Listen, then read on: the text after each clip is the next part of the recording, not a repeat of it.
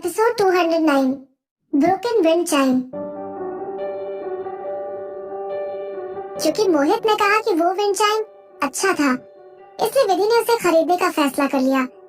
जब दुकान वाले ने उनके लिए वो विंड चाइम पैक करवा कर दे दिया तो वो वहाँ से निकलने के लिए पलट गए। जैसे ही वो वहाँ से बाहर निकल रहे थे तभी अचानक उन्हें एक तेज झगड़े की आवाज सुनाई दी। एक लेडी की बहुत तेज आवाज आ रही थी। वो कह रही थी, जब मैं कल यहाँ पर आई थी तो मैंने वो डुअल साउंड प्रोड्यूस करने वाला ओम की नक्काशी वाला कलरफुल विंड चाइम देखा था। वो कल यही था। ये कैसे पॉसिबल है कि आज वो बिक गया है? आप झूठ बोल रहे हो। उस दुकान के एक दूसरे स्टाफ ने उसे बड़े पेशेंस के साथ उस सिचुएशन को समझाने की कोशिश की।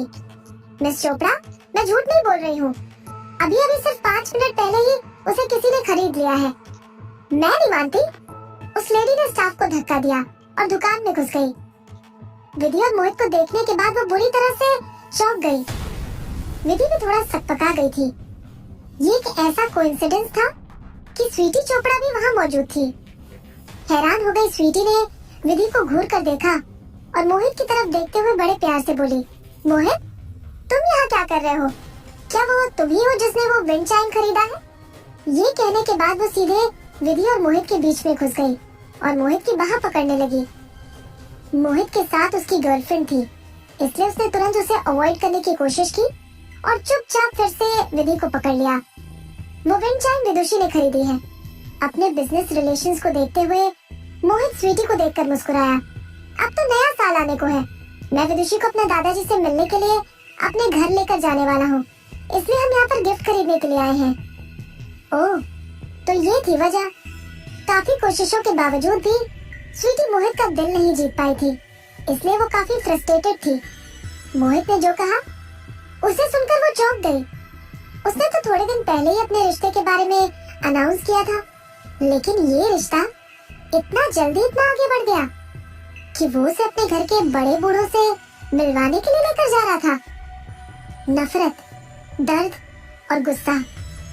पल भर में ही स्वीटी ने अपने दिल में ढेर सारे इमोशंस एक साथ एक्सपीरियंस किए और बहुत कड़वाहट के साथ जवाब दिया, तुम सीरियस नहीं हो सकते।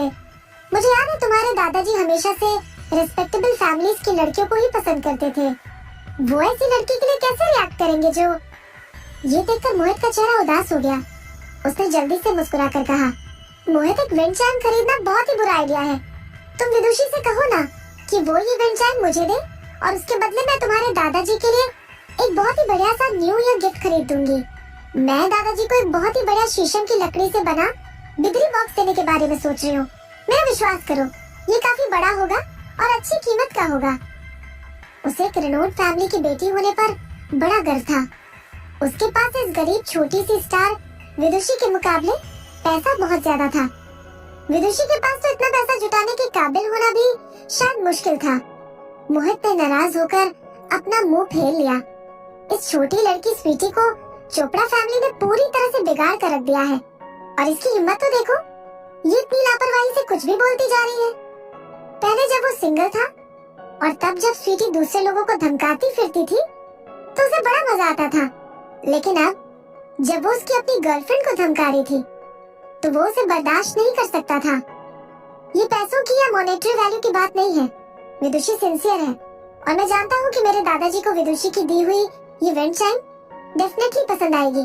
Thank you sweetie. नए साल के समय भी मेरे दादाजी के बारे में सोचने के लिए तुम्हारा बहुत बहुत शुक्रिया। अनफॉर्चुनेटली मैं तुम्हारे साथ कोई भी प्लान नहीं बना पाऊंगा। Good bye. स्वीटी का उतरा हुआ चेहरा और परेशानी से भरा हुआ एक्सप्रेशन देखते हुए विधि की तो करीब करीब हंसी निकल पड़ी थी। वाह, क्या उसे लगता है कि मैं कोई छुई हुई हूँ जिसे धमकाना इतना आसान है? विधि ने सोचा कि एक दिन जब मोहित उसके साथ नहीं होगा तब अपने दम पर वो खुद स्वीटी को और भी ज्यादा एम्बैरेस करेगी। उसे इस बात का थोड़ा अफसोस भी था कि वो अपनी इंसल्टिंग एबिलिटी का इस्तेमाल नहीं कर पाई थी।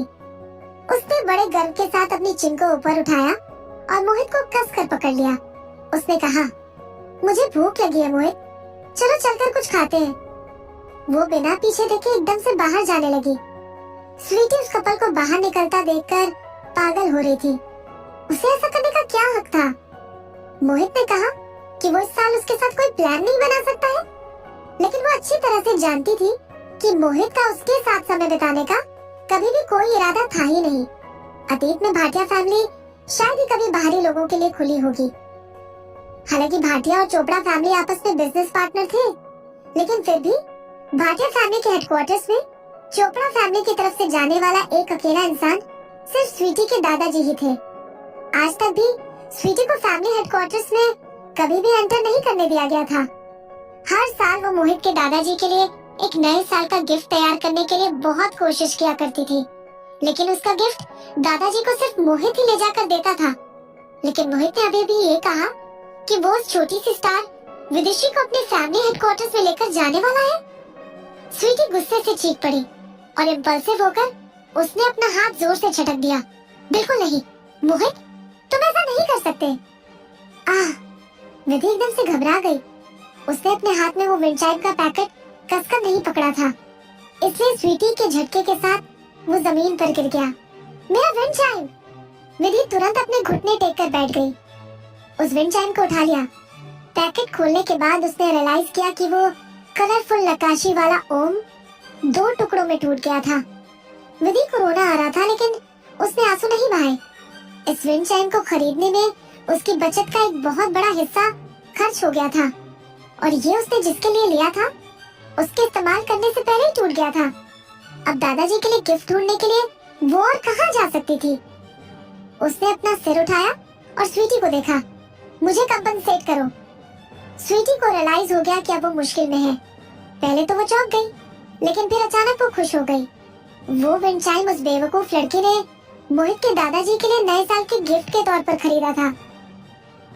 उसे विदुषी को मोहित के दादाजी को ये गिफ्ट देने से वैसे भी रोकना ही चाहिए था।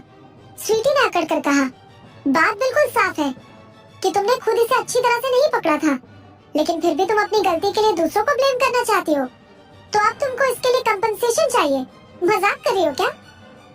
हकीकत में मिस चोपड़ा विधि के चेहरे पर अपने पैसे मारने के लिए बिल्कुल तैयार थी, लेकिन उसे डर था कि वो उसके पैसे का इस्तेमाल करके मोहित के दादाजी के लिए एक और गिफ्ट खरीद लेगी, और इसलिए अब वो उसे कंपनसेशन भी नहीं देना चाहती थी।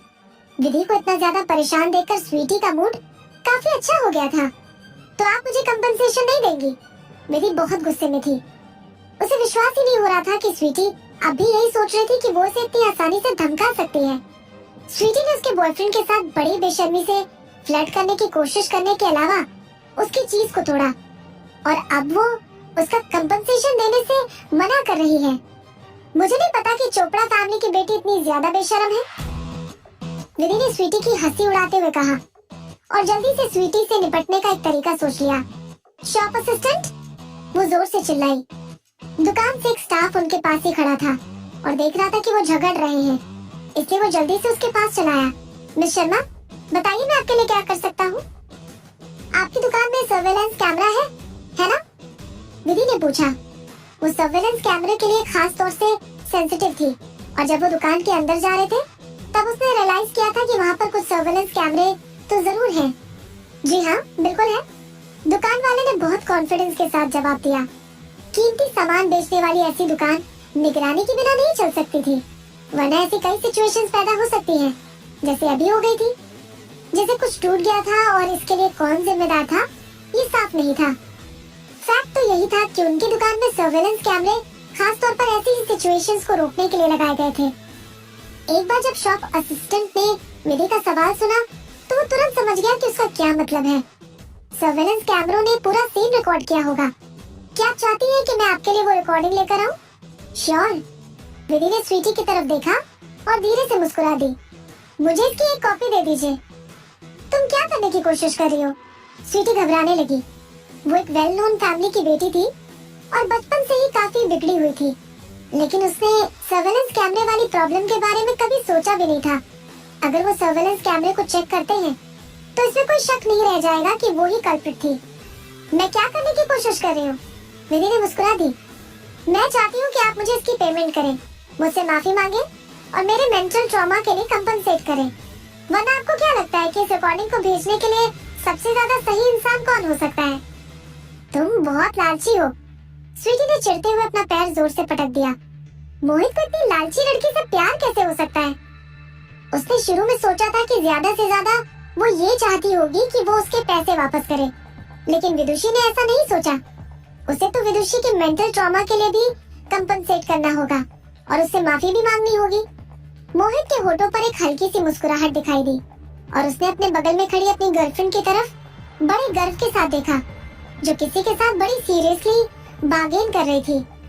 ऑब्वियसली उसकी विदुषी पैसों की लालची नहीं थी, क्योंकि उसे तो वो पैसे भी नहीं चाहिए थे जो वो उसे देना चाहता था। लेकिन जिस तरह से उसने बार्गेन किया था, उससे वाकई में सामने वाली पार्टी गुस्से से उबल पड़ी थी। वो तो टूटे हुए कांच के बर्तनों को ब्लैक मार्केट में एंटीक बताकर बेचने वालों से भी ज्यादा शातिर निकली। उसके मेंटल ट्रॉमा के लिए कंपनसेशन, कमाल है। इस तरह की वजह तो सिर्फ वो ही सोच सकती थी। तो बताओ, तुम कितना पैसा चाहती हो?